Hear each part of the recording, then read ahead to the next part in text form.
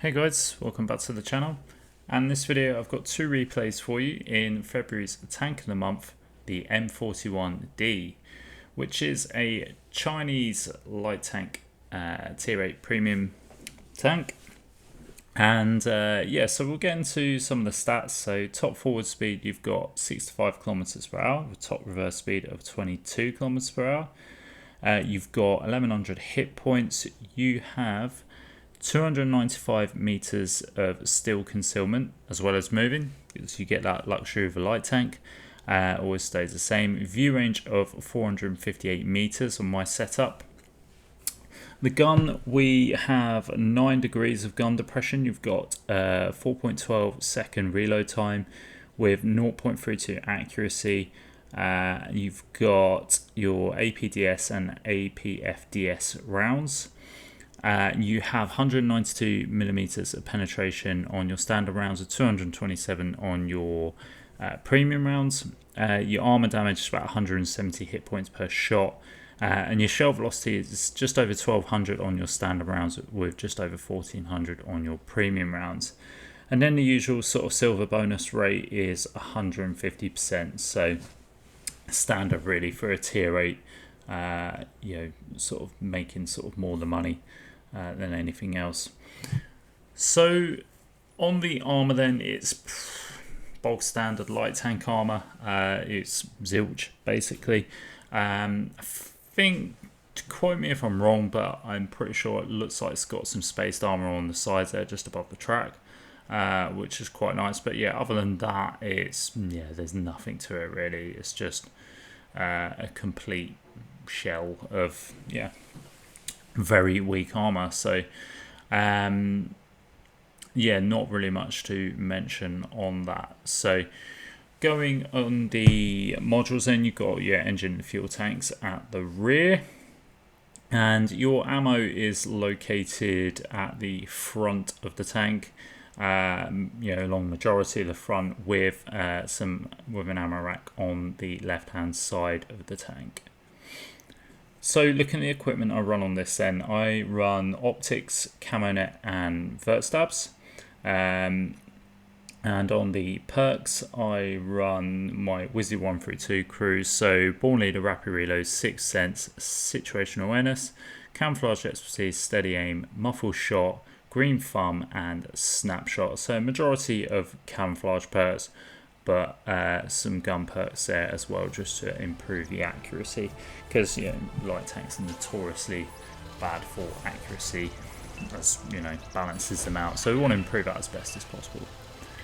So the M41D then, we're going to look at some gameplay just to see how the tank performs out in the field. So first map we're on is Vineyard. We're actually top tier here. So in this one, I'm going to sort of show its more spotting capabilities, and then the second video we're looking more at damage. So initially on Vineyards, I like to sort of come and sort of do an active pass along this ridge here. Now, we should probably sort of look at the weakness of this tank, or what I consider a bit of a weakness is it's quite a tall light tank.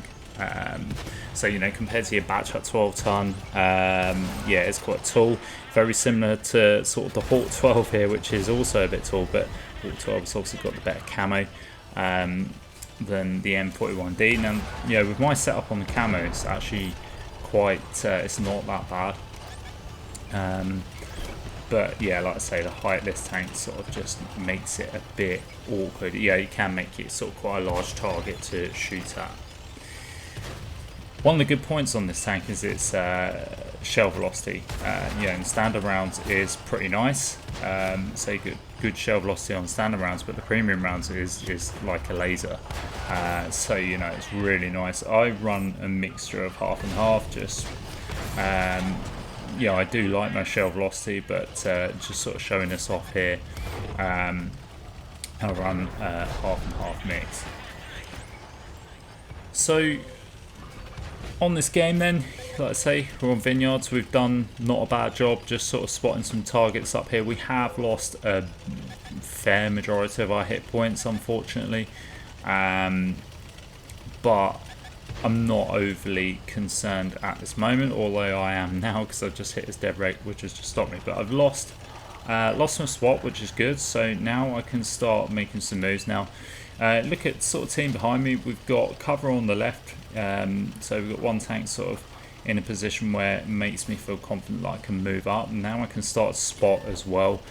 Team playing very passive behind. Now I come across this Mantis and I just thought, sod it, I'm just going to go in, going to get some shots out, but I'm more focused on getting out of there. Luckily the Mantis goes down to the Barask, which I believe is the tank on the left hand side of the hill. I notice there's a Charioteer here that's a one shot. Not Charioteer, it's Challenger, sorry. So again, I'm not going to risk it going in. I'm just going to light him up and just hope that my team can get a shot off on him. But now I'm going to sort of move around and try and see if I can actually get a shot myself. But then I see this medium tank as poor tier 6 that's sitting in the background. So I get rid of him. And then on the next pass, I get a shot into that Challenger. Now I'm driving, it kind of looks like I'm driving a bit of a madman here. And I didn't notice this Brumbar that is just lurking in the ridge below. It gets a shot into me, but it doesn't fully take out all my hit points, so I still live to fight another day. This game is starting to become quite fast paced here, and yeah, again, just makes it look like I'm YOLOing like a madman, which I kind of am, but I'm playing the active spotter, if you can call it that. Which is basically just keeping moving, because again, the size of this tank, he is a large tank. I don't really want to sit still too much, and you see I'm sort of moving backwards and forwards, just making it very difficult for the enemy to shoot me. However, I'm having mega trouble trying to take out that Soviet tank destroyer, but I do manage to do that. Now I'm going to duck back down in the ridge here and lose my spot. And that's all I've done this game, is just move, just carry on moving, because like I say, it's a tall tank. I don't want to stop still for too long because I'm that big a target. If I do stay still for long enough, I'm going to get shot. So the more I move around, the more difficult it is for the enemy to kill me. And we managed to get rid of artillery there, and that picks up our 6th kill of the game. Now I see this Legion that's rushing in, and I try and snap a shot there. Again, I don't want to hold out too long because I don't want to get shot. Now he's just coming in, and I'm thinking, oh Christ, he's going to start focusing me out, and he does, gets a shot into me, just puts me on a one shot. Unfortunately, I bounce there, so now I'm just going to pop back down, but he's decided to focus on someone else, and I've managed to take him out. Now I'm going to move in. Now I've got my 7th kill, so picked up the 7th kill there on the Legion, and I make a real faux pas here. I go to aim at the VK. I have no chance in hell of landing that shot, and again, this is why I say move around. I sat still right in front of him and I died for it. Yeah, that was the biggest faux pas I've made for quite a while, to be fair. So yeah, not a good play on my part. I was trying to be greedy there. What I should have done is got up behind that VK, but I kind of figured he was going to die quite quickly, and I thought he'd just sort of stay aimed at whoever he was looking at on the left hand side of me. But yeah, obviously when you're sat in front in a light tank, you're just looking too tempting a target, so screwed up on that part. But anyway, what we'll do is we will skip on to the results screen and we'll see how we got on.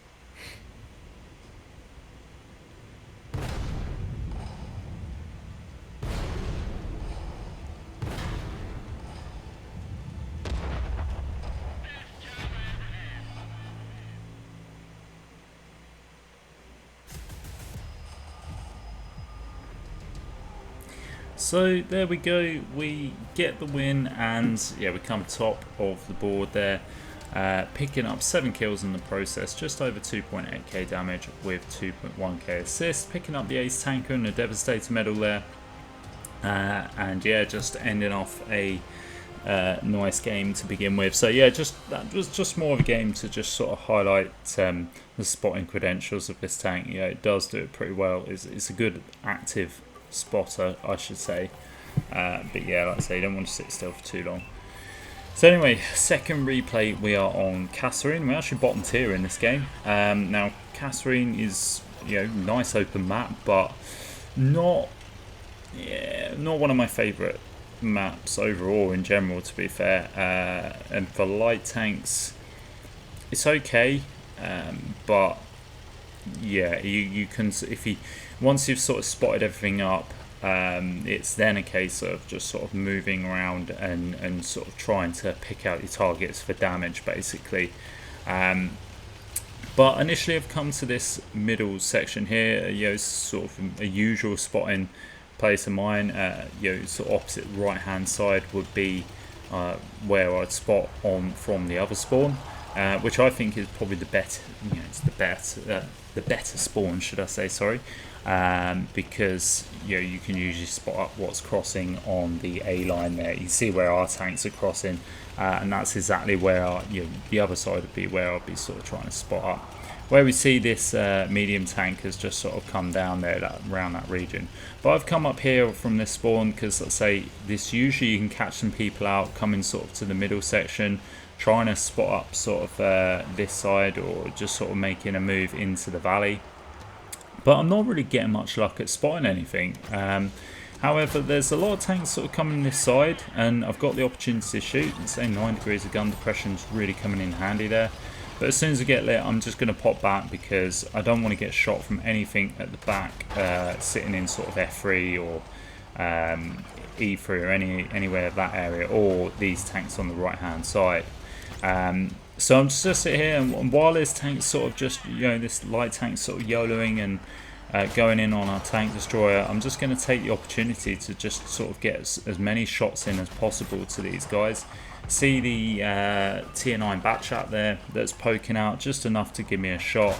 But this Sheridan is just being a complete pain for everyone, really. He's just sort of just gone YOLOing in, and yeah, nearly rolling his tank. So yeah, he's just giving me opportunities, and I'm just going to get those shots. And you see that shell velocity is just fantastic. You know, it really does. Really does just fly, and those on the standard rounds as well. So say good shell velocity overall in standard and premium. Unfortunately, I didn't quite lead that shot properly, which is a shame. I didn't pick up the kill there, but I'm up to 1300 damage, which is not too bad. Let's say it's got a nice DPM, quick reload, yeah, small caliber gun, but yeah, small alpha damage, but like I say, the reload is quite nice. You can just keep that gun firing. It's just got a good rate of fire there. See, we get a shot into the T90. No, oh, that's a tier 9 Batchat that's now hiding behind that rock. Unfortunately, didn't quite connect the last shot. I was hoping to kind of track him in place, keep him there, and then finish him off. But he's now hiding.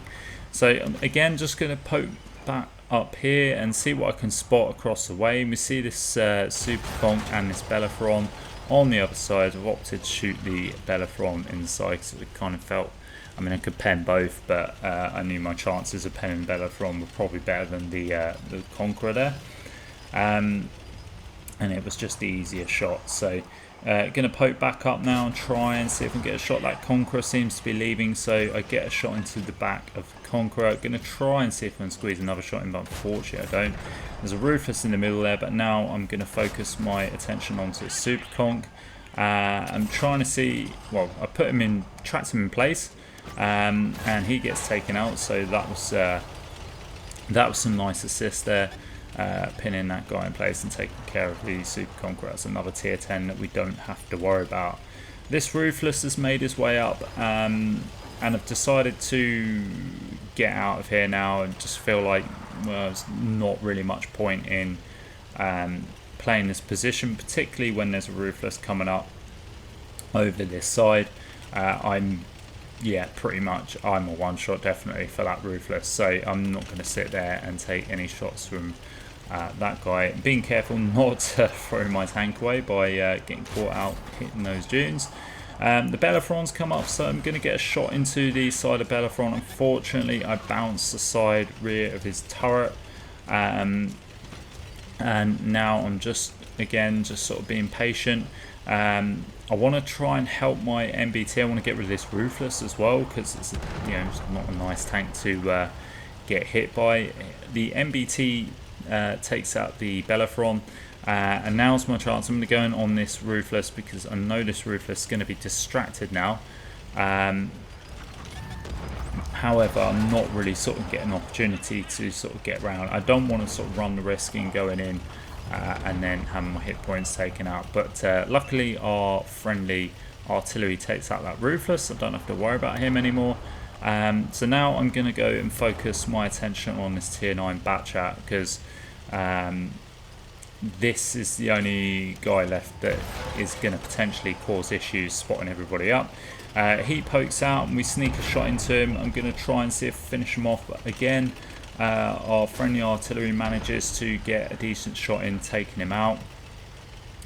And now I see this Conqueror coming up, so again I'm just going to sort of make sure I've sort of set, got enough space, bit of an exit plan. I'm going to wait for him to come up. I'm going to try and see if I can get some shots in here. Artillery is sort of firing away at him, so again just going to wait, pop my food there to try and extend my view range, try and see if I can light him up a bit more. And yeah, I'm just waiting for him to come up, and then I see the grill on the left hand side. This grill's moved in, so I'm going to sneak a shot into the grill. The Conqueror comes up and slaps a shot into us, which is not great, and he's just, he's gunning for us straight away. I'm in a bit of a predicament here because I've got the grill focused on the artillery, but I've got this Conqueror coming in. I want to help my artillery, but at the same time I can't really do anything because I just didn't quite have shots. Going to try and see if I sneak a shot in the grill there. I do get a shot into the side of him, but I need to move now because this Conqueror is just hard aiming me, coming round. Unfortunately slaps a shot into us and puts us down onto a one shot. Their artillery takes out our friendly artillery. Now the grill is here, and unfortunately he's just put a shot into our friendly artillery. So at this point I'm just going to rush in. I want to get away from the Conqueror. I want to take out the grill. The Conqueror decides to aim for the artillery rather than me. Grill's running away, but he's a one shot and managed to finish him off. We are now in a 5 versus 3 situation, and now I'm going to sort of turn my attention to this Conqueror, but I have got help with my friendly tank destroyer and this object. Now I've got a shot into the lower plate of the Conqueror, but I didn't want to shoot because obviously he's facing this way. I'd rather just let the heavy tank, our friendly heavy tank, take him out, which he does. So now I'm going to sort of play the typical spotting role. So our artillery's dead, so can't rely on them. I've got our friendly tank destroyer and heavy tank, which are not the quickest. I think it's a T28 Proto, which is our tank destroyer on our team, so not the quickest, the TDs. Now I was going to go in here and I get lit up and it's a waffle. I'm like, nope, not today. I wasn't going to entertain going down there because that would have just ended in tears. So I've decided to get out of there, and our heavy tank's going in to take care of that waffle hopefully.